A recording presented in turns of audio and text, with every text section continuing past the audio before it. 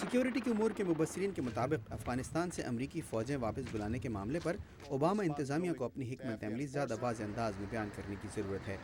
Anthony کارڈزمن Washington کے think tank CSIS میں افغان امور کے ماہر ہیں۔ ہمیں افغانستان کے خلاف جنگ میں آئندہ سال تک بہت زیادہ پیش رفت دکھانے کی ضرورت ہے، اور ہمیں یہ ثابت کرنا ہے کہ افغانستان میں فوجیوں کی تعداد میں اضافے کی حکمت عملی مؤثر ثابت ہو رہی ہے۔ حقیقی ڈیڈ لائن افغانستان میں پیش رفت ہونی چاہیے، نہ کہ وہاں فوجیوں کی تعداد میں کمی۔ صدر اوباما کو اپنی حکمت عملی اسی طرح سے بیان کرنی چاہیے۔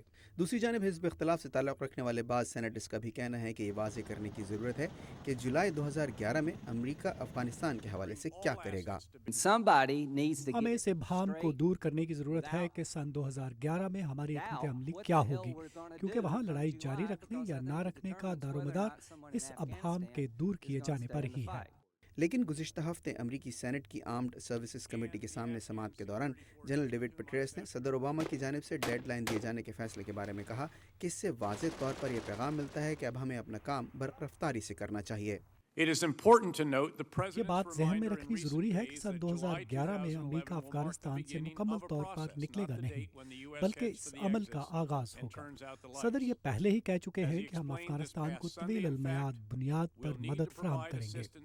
مبصرین کے مطابق سن 2011 تک افغانستان سے امریکی فوجوں کے انخلاء کی شروعات کا دار و مدار وہاں طالبان کے کمزور ہونے اور افغان سیکیورٹی فورسز کے مؤثر ہونے پر ہے، لیکن خود امریکی میڈیا رپورٹس کے مطابق طالبان کی کارروائیاں مزید خطرناک ہوتی جا رہی ہیں اور اتحادی افواج کے لیے یہ ضروری ہو گیا ہے کہ وہ جلد از جلد مقامی آبادی کا اعتماد جیتیں۔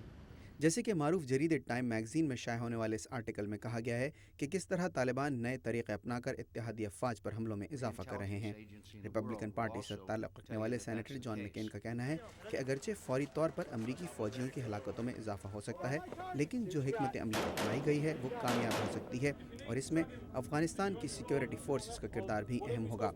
مبصرین کے مطابق صدر اوباما کی جانب سے 2011 کی ڈیڈ لائن دیے جانے کے بعد سے نیٹو کی جانب سے افغان سیکیورٹی فورسز کو تربیت دینے کے عمل میں جو تیزی دیکھنے میں آئی ہے وہ خوش آئند ہے، کیونکہ بالآخر انہیں ہی اپنے ملک میں سیکیورٹی کی ذمہ داری سنبھالنی ہوگی۔ روی کھنہ کے ساتھ کوکب فرشوری، اردو VOA۔